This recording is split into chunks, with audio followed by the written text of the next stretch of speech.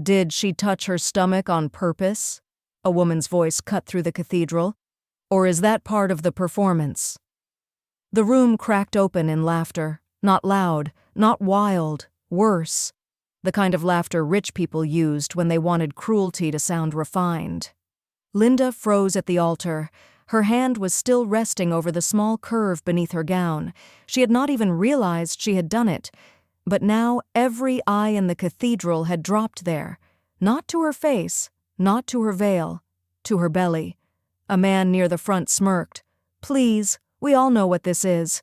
Get pregnant, cry a little, and suddenly you're marrying a billionaire. A gold digger, someone else said. That word spread fast. Gold digger. It moved through the room like fire finding dry grass. Guests leaned closer. Phones rose. Even the people pretending to be shocked looked too entertained to look away. Lynda's throat locked. The shame came hard and fast, like she had been pushed underwater without warning. Every breath felt smaller than the one before. She could feel her child beneath her hand, innocent and silent, while the room around her turned savage. She went from one Thompson brother to another. A woman added with a slow shake of her head. How convenient. That one landed like a blade. Lynda's lips parted, but no words came. She stood there in white while the family she feared most watched her break exactly the way they had planned. Then Zayn stepped forward. The laughter died first, the whispers followed. He did not raise his voice, he did not look angry. That was what made it frightening. You've all said enough, he said. The cathedral went still. Then he looked at the crowd and dropped the truth. The child Lynda is carrying is not mine. Before anyone called her a gold digger, Lynda had already buried the man she loved. She had not entered the Thompson family through seduction, ambition, or hunger for wealth. She had entered it through Chad Thompson, the younger son no one in that powerful house ever fully respected because he still had softness in him. Chad loved too openly for a family built on silence. He laughed too easily. He still believed love could matter more than power. And somehow, in the middle of all that cold money and careful control, he found Lynda and loved her like she was the safest truth in his life. She loved him the same way.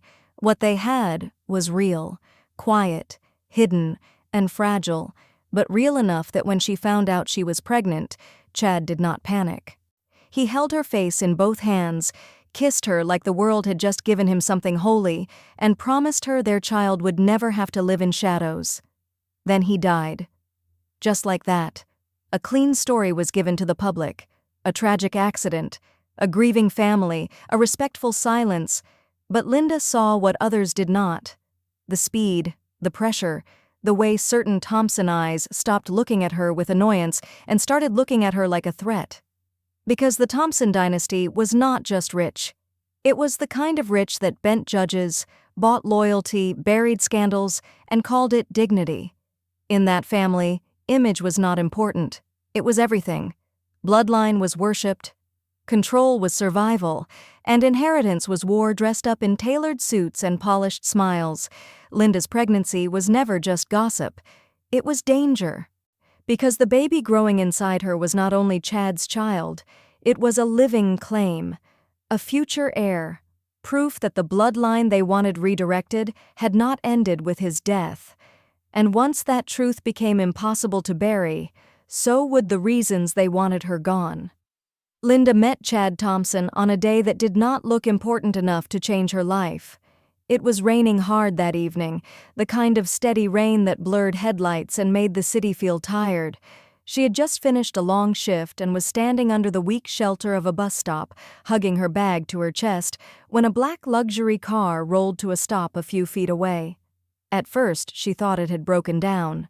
Then the driver's door opened, and a man stepped out into the rain wearing a dark coat, no umbrella, and the expression of someone who had never once been told no by the world.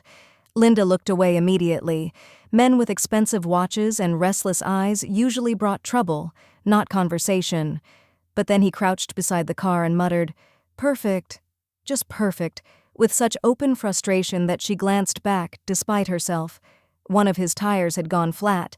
He looked at it, then at the rain, then at his phone with the helpless annoyance of a man who clearly had no idea what to do next.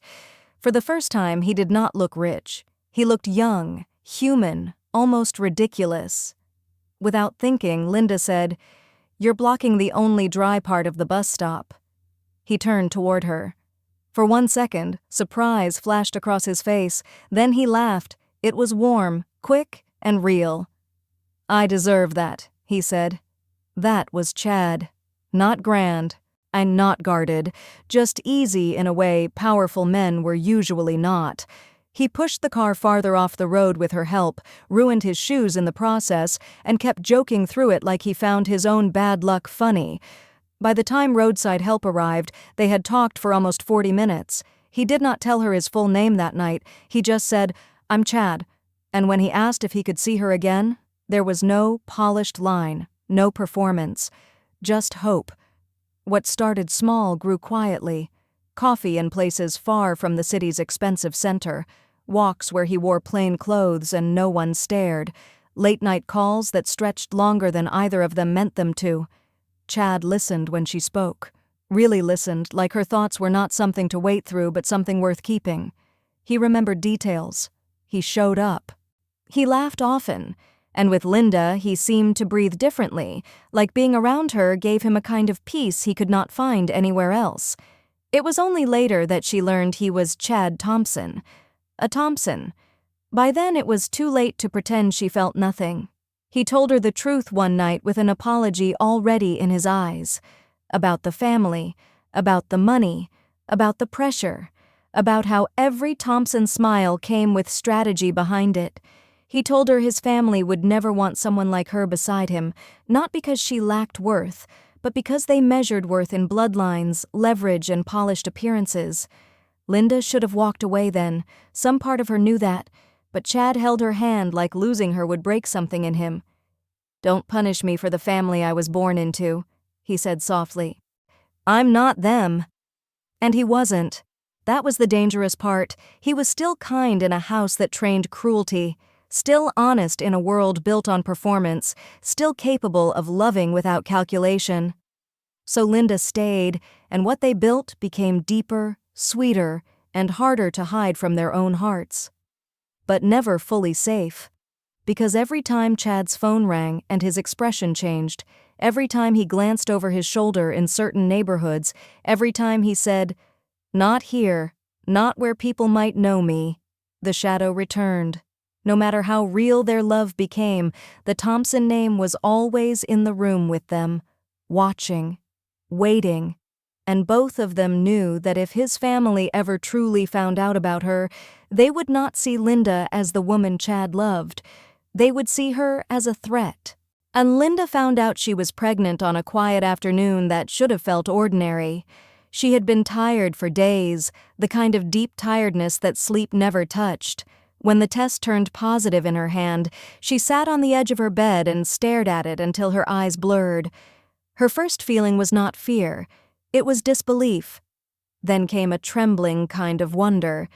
Then Chad's face filled her mind. She told him that same night. They were in the small apartment he kept hidden from the Thompson world, the one place where he could laugh too loudly, loosen his collar, and be nothing more than a man in love. Lynda had barely finished speaking before Chad went completely still. For one long second she thought he might panic. Instead, his eyes filled. He crossed the room in 2 steps, cupped her face in both hands, and let out a breath that sounded almost like a broken laugh. "Lynda," he whispered, as if her name had suddenly become too precious to say normally. Then he dropped to his knees in front of her and pressed his forehead gently against her stomach. The tenderness of it nearly undid her. "Our baby," he said, smiling like the world had just handed him something sacred. "Do you hear me? I'm not hiding anymore. I'm done with that." He looked up at her with a kind of joy she had never seen so openly on his face. He started talking fast after that, like he had already crossed some line inside himself. He would tell the family. He would make everything official. He would protect her, protect their child. No more secret meetings, no more borrowed time. He promised her the baby would have his name, his love, and a life that did not begin in shadows. Lynda believed him because Chad believed himself. But after that night, something changed. At first it was small. Calls he stopped answering in front of her, messages that made the warmth leave his face, moments when he would reach for her and then get distracted by a thought heavy enough to pull him away. He still smiled, still held her, still kissed her forehead and told her everything would be fine. But something nervous had moved into him. One night, while they lay in the dark, Chad said softly, "If anything ever happens, don't trust what they say first." Lynda turned toward him. "What does that mean?" He was quiet too long. Then he gave her a smile that did not reach his eyes and said, "It means my family doesn't lose well." A week later, he was dead. The news came too clean. A car accident. Late night. Tragic. Instant. The statement was ready before Lynda had even finished screaming. By morning, the family's version of events was everywhere, polished and complete, wrapped in respectability.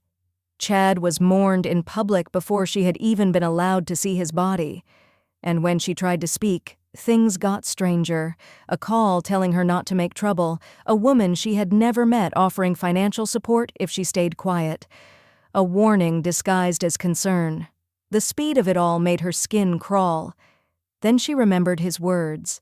"If anything ever happens, don't trust what they say first." Lynda began replaying every recent moment, his tension, his glances over his shoulder, the way he had held her a little tighter, like time was running out. This was not grief making her paranoid. It was instinct. Chad had been afraid before he died, and the Thompson family was moving far too fast for people who were truly shocked. At first, they came to Lynda with soft voices. A woman in cream silk arrived at her apartment 2 days after Chad's burial, carrying sympathy on her face and poison in her handbag. She introduced herself as one of the family's legal advisors, though she spoke less like a lawyer and more like someone trained to clean up human messes without leaving fingerprints. She sat on Lynda's worn sofa, crossed one elegant leg over the other, and said she understood this must be a painful time. Then she placed an envelope on the table. Inside was more money than Lynda had ever seen at once. "Miss Sair," the woman said gently, "the Thompson family is prepared to help you start over somewhere quiet, somewhere comfortable. You're young. You should not waste your life clinging to grief that will only destroy you." Lynda stared at the envelope without touching it. "And my child?" she asked. The woman's smile barely changed. Some stories are kinder when they end early. The cold of that sentence stayed in Lynda's body long after the woman left. When money failed, shame came next. Within days, whispers had already escaped into places whispers should not have reached. She started feeling eyes on her at the pharmacy, at the market, even outside her building. Then the articles appeared, small at first, nasty little blind items about a manipulative young woman tied to a powerful family tragedy, a mistress, an opportunist, a woman trying to use pregnancy to force a claim where none existed. They never used her name at first, but they did not need to. The details were close enough to destroy her without saying them outright. By the time her name finally appeared, the lie had already built a home in people's minds. Lynda could not grieve in peace. She could not buy fruit without hearing silence fall around her. She could not answer unknown numbers because every call seemed to bring a new version of the same message. Take the money. Disappear quietly. Do not embarrass yourself by fighting people stronger than you. Then the threats changed shape. One evening, returning home, she found her apartment door slightly open. Nothing looked stolen. Nothing looked broken. But Chad's photo from her bedside was lying face down on the floor, and beside it was a single typed note. "You are not the first woman to make claims. Be wise enough to be the first one who leaves." Lynda stood there shaking, one hand over her belly, the other gripping the doorframe so hard her fingers hurt. That was when the truth stopped hiding from her. This was not only about scandal, not only about preserving the polished Thompson image in magazines and boardrooms. If it were just image, the money would have been enough, the whispers would have been enough, the smearing would have been enough. But they were escalating because they were afraid. Afraid of what her child represented, afraid of a name, afraid of blood, afraid that once the baby was born, Chad Thompson's child would become more than a rumor they could crush. The child would become legal, visible, counted, a living piece of the family line they had hoped to bury with him. And suddenly Lynda understood the real danger. They did not want to silence her because she was inconvenient. They wanted to erase her because the baby inside her could threaten everything they had already stolen. The first time Zayn Thompson came to her door, Lynda almost did not open it. She saw him through the peephole and felt her whole body go cold, tall, still, dressed in black like grief had been tailored onto him. His face gave away nothing, no softness, no apology, just that hard, unreadable calm the Thompson family wore when they were about to ruin someone quietly. For one wild second, she thought, this is it. They had finally sent the brother who would finish what the others had started. She opened the door only halfway.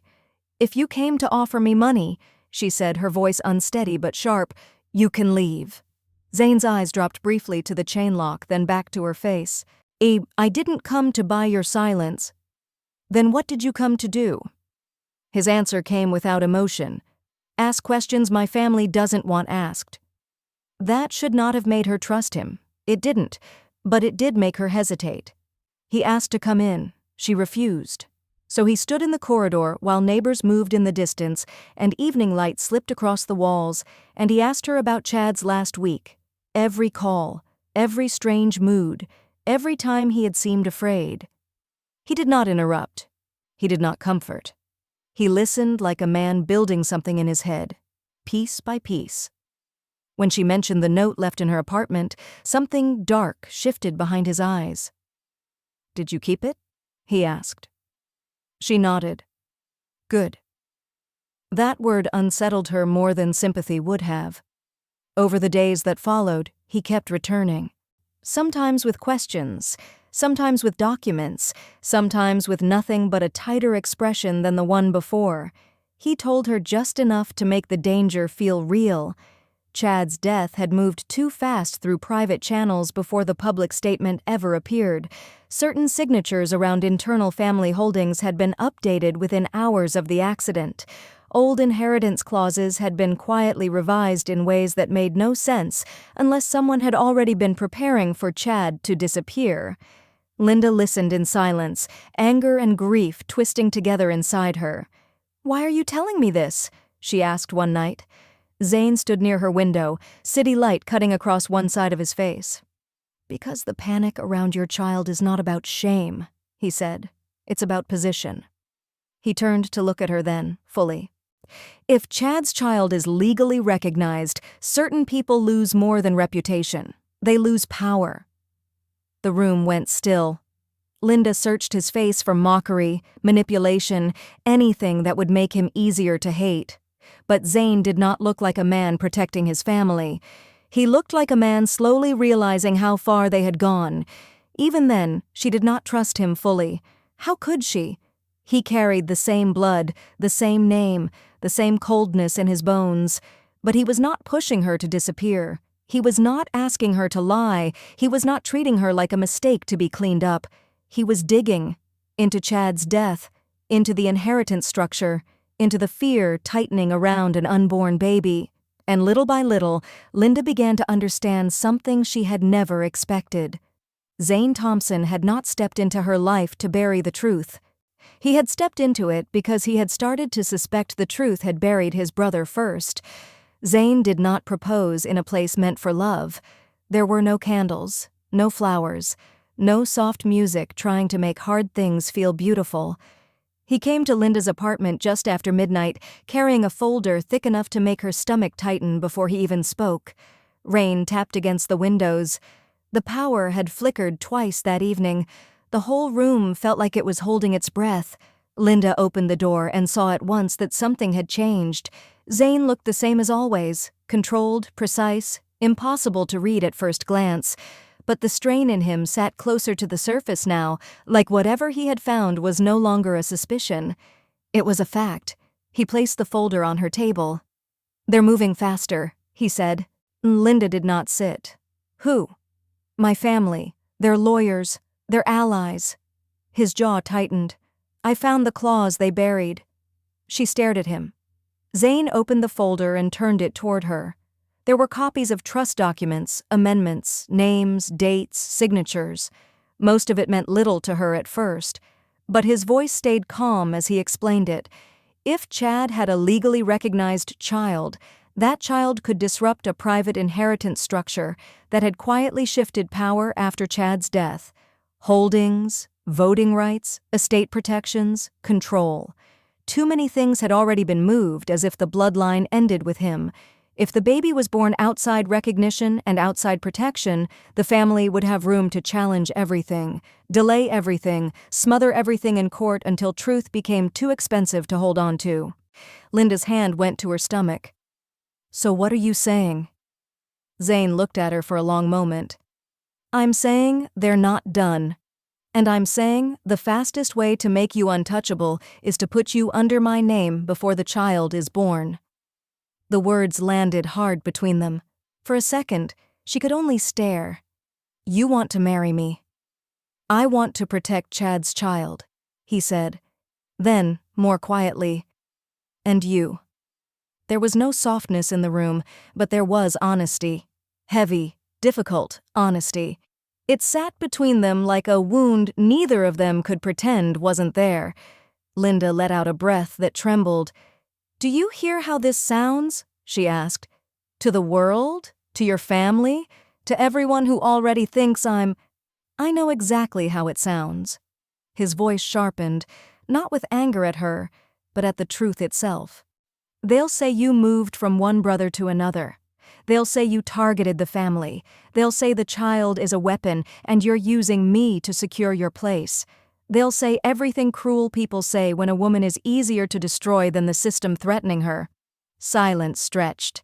Then he stepped closer, not tenderly, but with a kind of grave steadiness. This is not romance, Lynda. I won't insult you by pretending it is.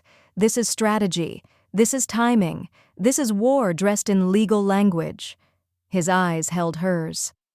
But if you say yes, they lose the easiest path to you. Lynda looked down at the papers, then at the small apartment around her, then at the hand resting over the life Chad had left behind. Nothing about this felt fair. Nothing about it felt clean. Safety had come to her wrapped in grief, fear, and a man she still did not fully understand. But danger was already at her door.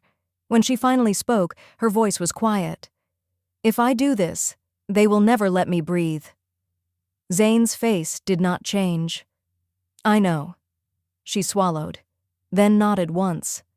By morning, the story had already escaped into the world, not as protection, not as sacrifice, not as a brother trying to shield the last living piece of the man he lost, but as scandal, a pregnant woman, a dead brother, a billionaire heir, a rushed marriage. And just like Zayn said, the world chose the ugliest version first. By the time Lynda arrived at the cathedral, she understood something in her bones. This was never meant to feel like a wedding. It was too polished, too controlled, too carefully beautiful in the way dangerous things often were. So white roses lined the aisle like innocents had been arranged for display. Cameras waited outside the gates. Inside, the pews glittered with old money, political smiles, and the kind of people who treated scandal like sport as long as it happened to someone else. Lynda stepped out of the car with one hand under her belly and the other gripping the edge of her bouquet so tightly the stems pressed into her skin. She could already feel it in the air, eyes following her, mouths tightening, people pretending not to stare while staring anyway. No one looked at her like a bride. They looked at her like a headline. Zayn met her at the entrance in a black suit, all hard lines and controlled silence. For a brief second, his eyes dropped to her face, then to the hand resting over her stomach. Something unreadable moved through his expression. Stay close to me, he said quietly. That should have comforted her.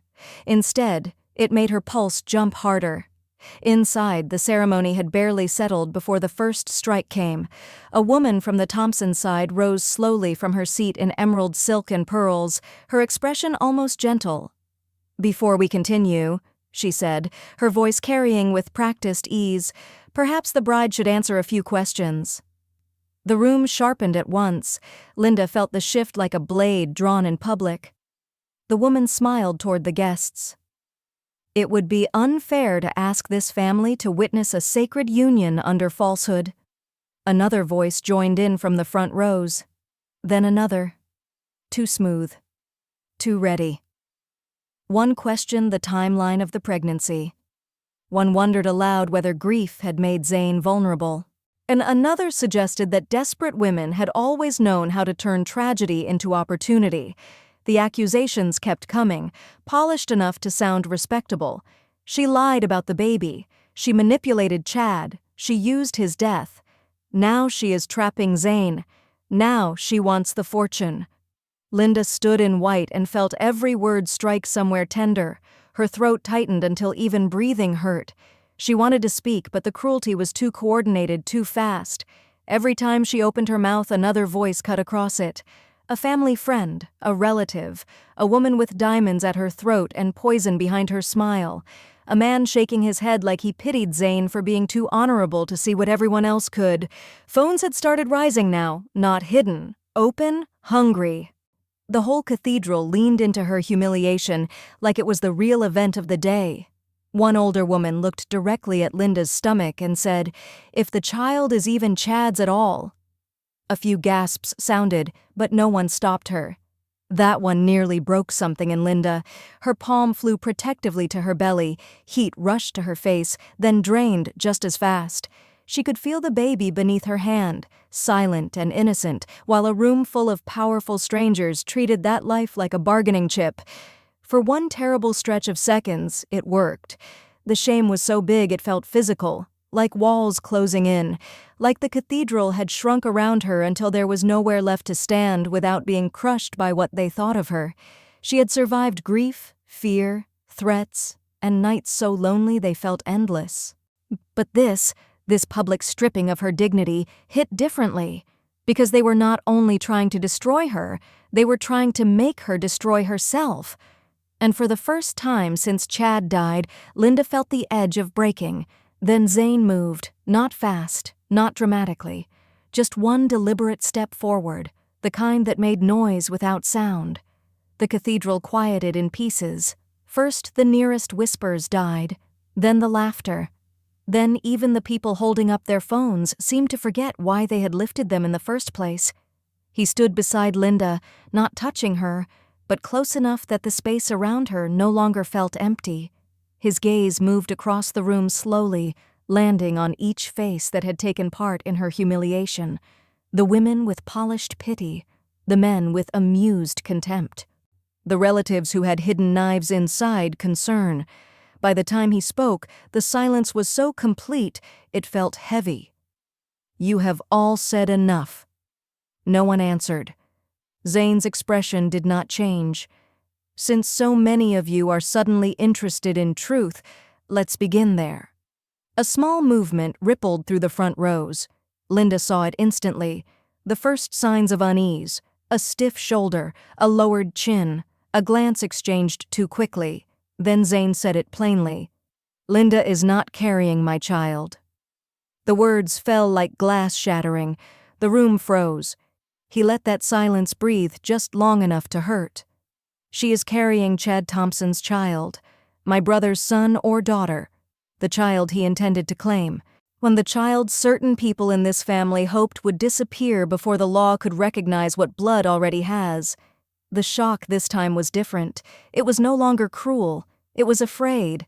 Lynda could feel it moving through the cathedral like a cold wind. Faces changing, eyes widening, mouths parting. The accusation that had just seemed so powerful now looked ugly and stupid in the light of what it really was. A woman near the front let out a small, broken sound. One of the older men stood halfway as if he might interrupt, then thought better of it when Zayn looked in his direction. "I know about the pressure placed on her," Zayn went on, each word calm and merciless. "The offers, The threats, the lies fed to the press. I know about the rush to rewrite internal inheritance structures after Chad's death. I know how quickly some of you moved, as though his bloodline had ended the same night he did. No one moved now. Then Zayn turned slightly and motioned toward the side aisle. A man in a dark suit stepped forward carrying a leather folder. The sight of it changed everything. Lynda saw one Thompson relative go pale, another gripped the pew so tightly her knuckles whitened. Someone whispered Zayn's name like a warning. He ignored them. "These documents were signed and filed before today," he said. "My personal controlling shares, estate protections, and private voting rights have already been transferred into Lynda Sair's name." A gasp tore through the room. It was louder than the earlier laughter. For a second, even Lynda forgot how to breathe. Zayn's voice stayed cold. Not as charity, not as romance, as protection. If anything happens to me, if anyone here thinks fear, delay, or violence will help them steal what belongs to Chad's child, they will fail. The path ends with her. Panic spread openly now. The polished masks were gone. One woman stood in outrage. Another looked ready to faint. A man near the aisle reached for his phone with shaking fingers. The same people who had called Lynda a gold digger were now staring at her like she had become something far more dangerous than a poor woman in white. Power.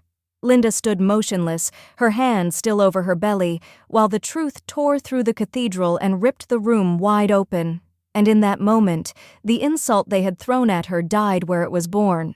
Because gold diggers do not get handed fortunes to protect an empire's rightful heir. Gold diggers do not stand carrying the last living blood of a dead son. Gold diggers do not make powerful families panic.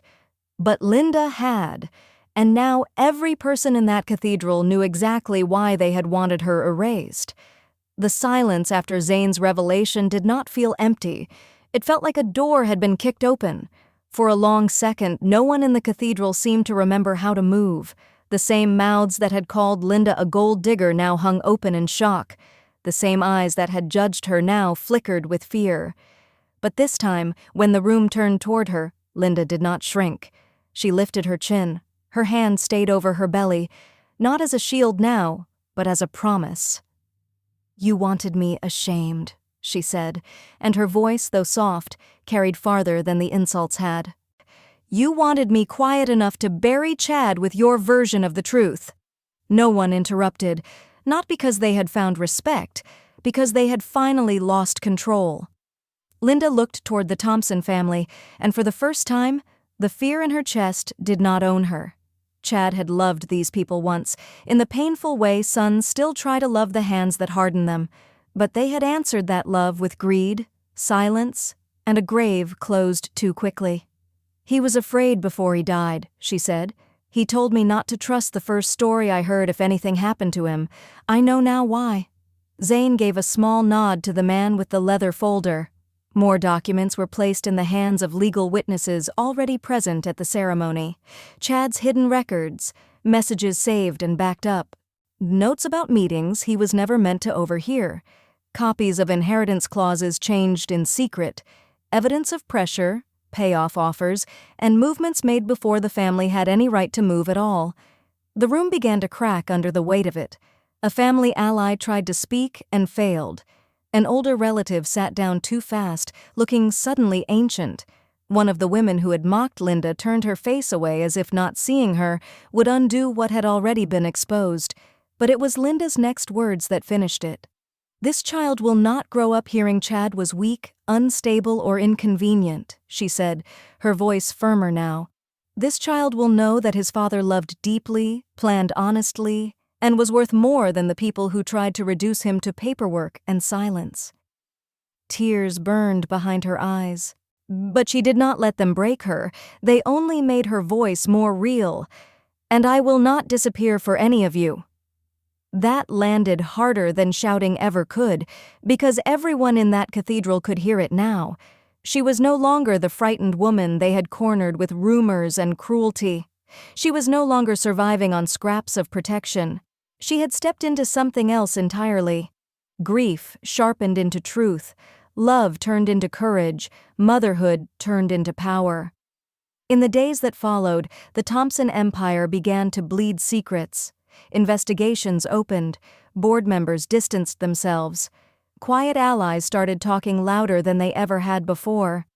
Chad's death was no longer a sealed tragedy. It was a question with teeth, and every answer led back to people who had mistaken wealth for immunity. Through all of it, Lynda stayed standing, not untouched, not unbroken, but steady. And Zayn stayed beside her, not as a savior, not as a man expecting gratitude, but as someone who had finally chosen truth over blood loyalty and paid for it with everything comfortable in his life. What grew between them after that was not simple. It was not fast. It was not the kind of love that arrives untouched by grief.